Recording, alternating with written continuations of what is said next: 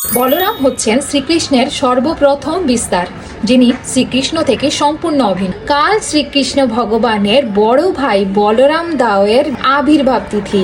বলরামকে বলা হয় আদি গুরু, কারণ তিনি ভক্তি জীবনে আমাদেরকে শক্তি প্রদান করে। বল মানে শক্তি, রাম মানে খুশি।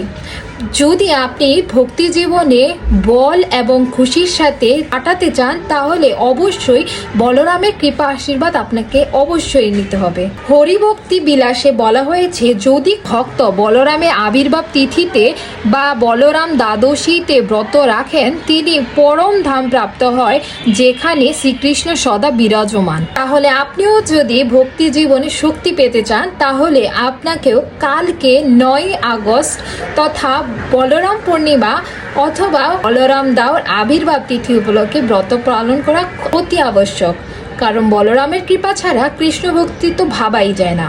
তাহলে আশা করছি কালকে আপনারা সকলে সুন্দর করে ভগবানের কাছে প্রার্থনা করে ব্রত পালন করবেন। হরে কৃষ্ণ।